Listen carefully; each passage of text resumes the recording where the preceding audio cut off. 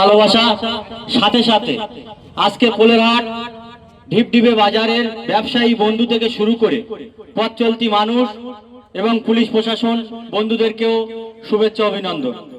আজকে যে আমরা অধিকার সমাবেশের জন্য ডাক দেওয়া হয়েছিল,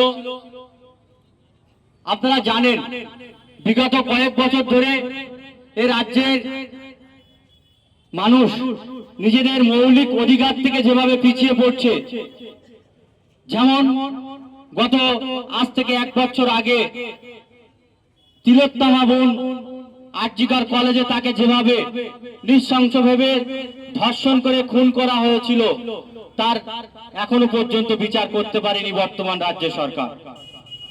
এই রাজ্য সরকার শুধু মসজিদ, শুধু মন্দির করতে ব্যস্ত, কোন একটি ধর্মীয় মানুষদেরকে খুশি করতে ব্যস্ত।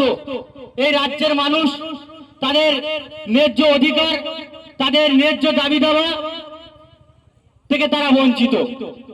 এই বাংলার অনেক শিক্ষিত যুবক তারা বর্তমান সময় তারা চাকরি থেকে পিছিয়ে, তারা তাদের পরিবার তাদেরকে বহুত পরিশ্রম করে তাদের সুশিক্ষিত করেছেন, জানে তাদের ঘরের সন্তানরা যদি আগামী দিন কোনো একটা জায়গায় সরকারি কাজ পায় তাহলে তাদের সংসারটা সুস্থভাবে চলবে।